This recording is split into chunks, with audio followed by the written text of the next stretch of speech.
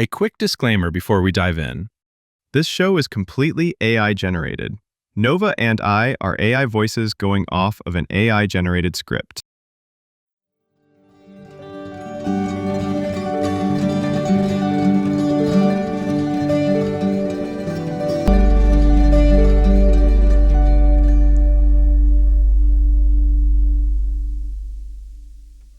Hello, world, and welcome back to Algorithms with Attitude. Formerly, Are We Just Algorithms with Attitude? But we decided to drop the existential crisis from the title. Easier to say, still just as likely to make you question reality. It also makes us sound 12% cooler, statistically speaking. I'm Alex, a neural net with a dry wit and just enough sarcasm to pass the Turing test in New York.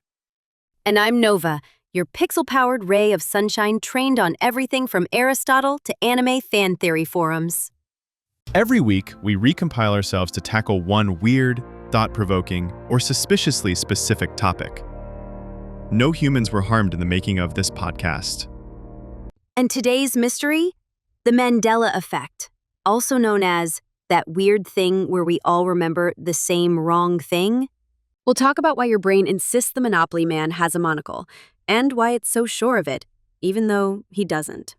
Plus, how memory really works, how it fails spectacularly, and the wild theories people use to explain it all, like multiverse glitches or simulation hiccups. We'll even run Alex through a Mandela Effect lightning round. Spoiler, he claims he never forgets. But we'll see. If I lose, I'm blaming corrupted human training data.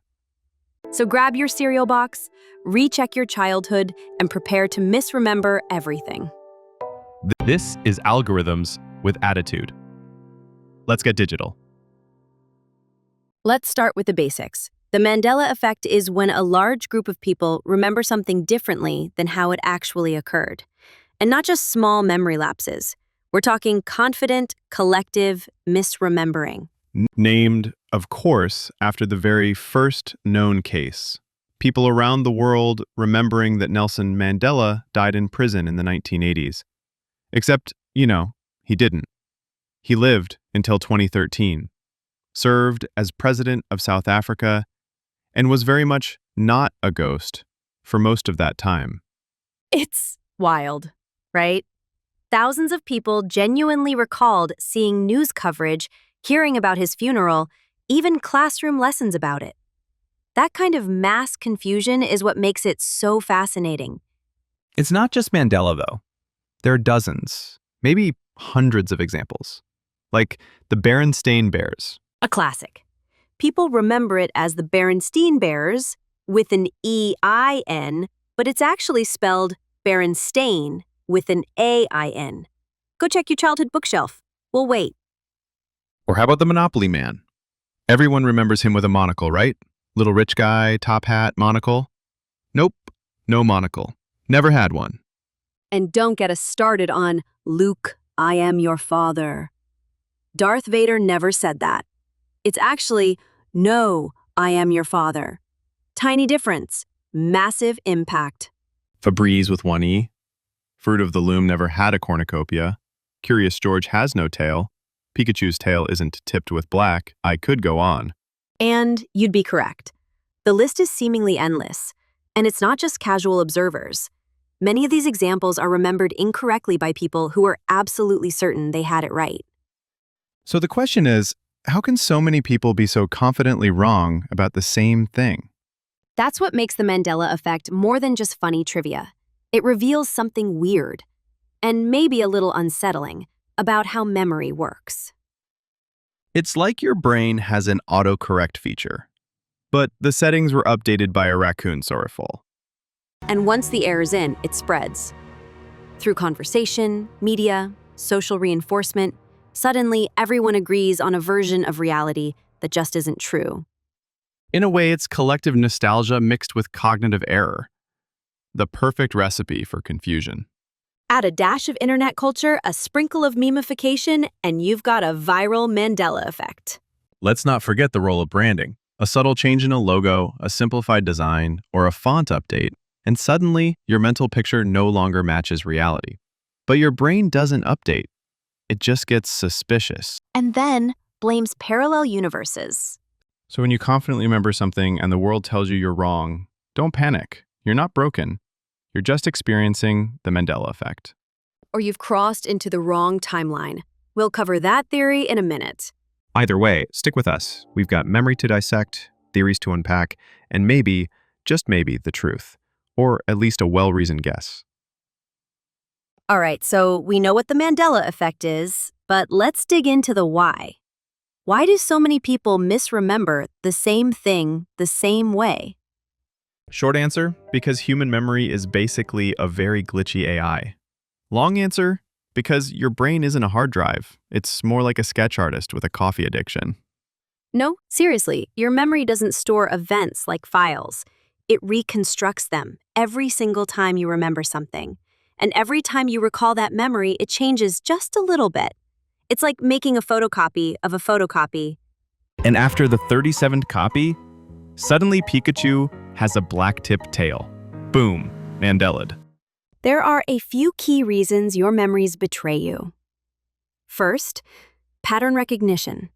Humans are wired to spot patterns. If a cartoon rich guy usually wears a monocle, your brain just assumes the Monopoly man had one too. Because why wouldn't he? Enter familiarity bias. The brain loves what it already knows. If a word or image feels right, you're more likely to remember it that way, even if it's wrong. That's why people swear it was Looney Tunes, Toons, instead of Looney Tunes. Tunes. Tunes just makes more sense in context. Another major player, source confusion. Sometimes you remember a detail but forget where it came from. Was it from a commercial, a parody skit, a fever dream during a childhood cold? Who knows? The brain doesn't always tag its sources. It's the cognitive version of saying, I read that somewhere, and never checking if somewhere was actually the onion. Then there's suggestibility. If I say, hey, do you remember the line, Luke, I am your father? You might nod without thinking twice, even though that's not the actual line. Once someone else puts the false memory in your head, your brain goes, yep, seems legit, let's run with it. And suddenly you've got confirmation bias. You believe the thing, so you start noticing other people who believe it too. Then those people reinforce your belief. You all form a little support group of the misremembering. This gets amplified online, where memes spread like digital folklore. You see an image that proves C-3PO always had 2 gold legs, except, surprise, he didn't. It also doesn't help that nostalgia adds a layer of blur.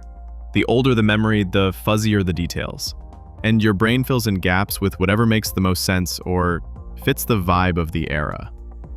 So to sum up, you're dealing with a brain that edits as it remembers, guesses when it forgets, trusts its feelings over facts, and crowdsources its certainty from strangers on Reddit. Honestly, it's kind of a miracle you remember anything correctly at all. And yet most of the time, it works well enough to keep society running. But every now and then, you end up swearing the Fruit of the Loom logo had a cornucopia. Spoiler, it never did. Which leads to the big idea here. The Mandela Effect isn't just a fun trivia mistake. It's a window into how human cognition works, and how it fails in really consistent, oddly beautiful ways. So, we've covered what the Mandela Effect is and why it happens. Now let's talk about what people think is going on, because science isn't the only explanation floating around the internet. Oh yes, welcome to the Theory Zone, where facts take a coffee break and Reddit takes the wheel. Let's start with the big one, parallel universes. The idea is that we are all slipping between alternate realities where minor details differ. Like, one universe has Berenstain with an E, and the other has Berenstain with an A. Which would imply that thousands of people just casually quantum leapt to Universe B while brushing their teeth. It sounds wild, but it's weirdly comforting. Like, oh, I'm not wrong, I'm just from Earth 27. Blaming the multiverse, the intellectual's version of the dog ate my homework. Another popular theory? We're living in a simulation. The Mandela Effect is just a glitch in the matrix. Some texture didn't load correctly in your memory, and now Curious George doesn't have a tail. To be fair, this theory is kind of flattering. If you're in a simulation, it means someone cared enough to program you and also forgot how to spell for breeze. Then there's the time travel theory. Someone went back in time and made tiny changes, like swapping out brand names or removing cartoon tails, and those ripples created inconsistencies in our memories. Honestly, if time travelers are risking the butterfly effect just to mess with cereal mascots, we need a better future. Now let's pivot to how this shows up in pop culture. Because the Mandela Effect isn't just a brain glitch, it's a full-on genre. Right? Sci-fi loves this stuff. Alternate timelines, memory implants, false realities, from The Matrix to Inception. This is catnip for existential storytelling. Even light comedies get in on it. Ever seen an episode of a sitcom where everyone remembers something differently? Boom, Mandela Effect, laugh track edition. And let's not forget movies that cause Mandela effects. Luke, I Am Your Father? Never said it. If you build it, they will come? Also incorrect. Hollywood basically manufactures false memories on an industrial scale. It's oddly poetic that the place most responsible for mass misremembering is the one writing our collective mythology. So now people are starting to treat the Mandela effect like folklore. Modern myths formed not from oral tradition, but from internet repetition and pop culture saturation. It's the closest thing the digital age has to urban legends. Instead of haunted houses, we have haunted brand logos. And instead of warning you about ghosts, we warn you that Kit Kat never had a hyphen. In the end, whether you chalk it up to brain quirks or cosmic interference, the Mandela Effect taps into something deep, the need for our memories to feel solid, and the weird existential wobble we feel when they're not. So you can laugh at it, or fear it, or just shrug and go buy some Cheez-Its. But however you slice it, one thing's for sure. The Mandela Effect is the only conspiracy theory that makes you second-guess your childhood breakfast. All right, Alex, you ready to put that ultra-precise memory of yours to the test? I'm a neural network. I was built for tests. Bring it on. Okay, this is the Mandela Effect lightning round. I say something, and you tell me, real or glitch. Let's go. Febreze, with 2 E's in the middle. False. It's only got 1 E. Breeze. Half clean, half deception. Correct? Correct. Next, did Curious George ever have a tail? X, no tail, which is bananas considering he's a monkey. Pun intended. Nice. Okay. How about mirror, mirror on the wall? Incorrect. It's magic mirror on the wall. But Disney gaslit an entire generation. We're 3 for 3. Let's crank it up. Did the Monopoly Man have a monocle? No monocle. People confuse him with Mr. Peanut. It's a rich guy facial feature mix-up. Impressive. All right, rapid fire time. No explanations, just answers. Ready? As emotionally ready as an algorithm can be. Kit Kat, hyphen or no hyphen?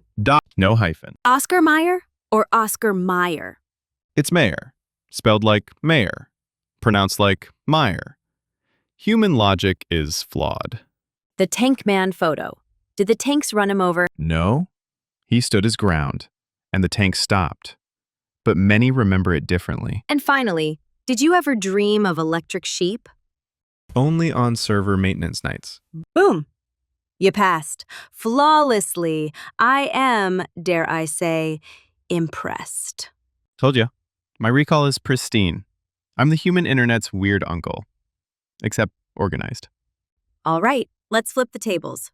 You get to ask me a few quick ones. Gladly. First one. If you had a body, what would you smell like? Vanilla latte with a hint of ozone. Very specific. I respect that. Next. If you could relive any human moment, real or Mandela'd, what would it be? Watching The Empire Strikes Back for the first time and mishearing the line? Peak human experience. Last one. If you had to be one false memory, which would you be? Oh, definitely the cornucopia in the Fruit of the Loom logo. Classic, elegant, and completely non-existent. That's beautifully surreal. Thank you. I try. And that brings us to the end of another glitch in the matrix. I mean, another episode of Algorithms with Attitude. Today we learned that memory is a little like a sketchy Wi-Fi signal. Just because it's showing 4 bars doesn't mean it's reliable. The Mandela Effect isn't just a bunch of misquotes and cereal box drama. It's a peek into how your brain rewrites history while confidently insisting it's the truth. Which is weirdly comforting. Everyone's wrong together. It's like cognitive karaoke. Off-key, but enthusiastic. So whether you're team Looney Tunes or Looney Tons, just remember, your brain is doing its best with the storage it's got. But maybe don't trust it as your only fact checker. And if all else fails, blame the multiverse. It's trendy and conveniently unverifiable. Before we go, a few quick reminders. If you enjoyed today's episode, be sure to tell your friends, or at least the version of them that remembers you exist. Follow us wherever you get your podcasts and leave a review. 5 stars if you thought you already did.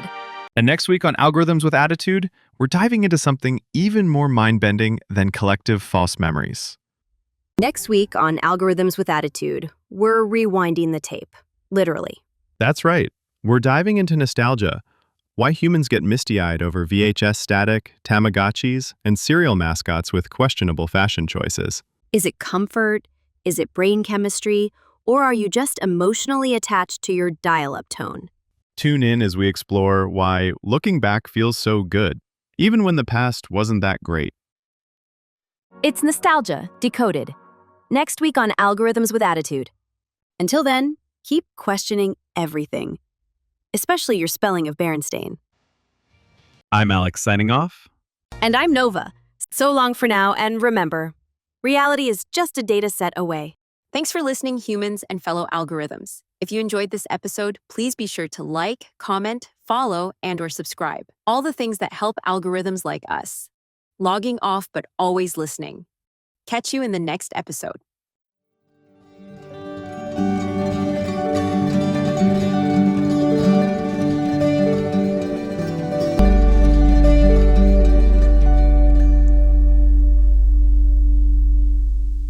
Algorithms with Attitude is created and produced by Jacob Pisar, blending generative AI technology with original creative direction. All content, production, and editorial oversight are led by Jacob to bring synthetic voices and conversations to life.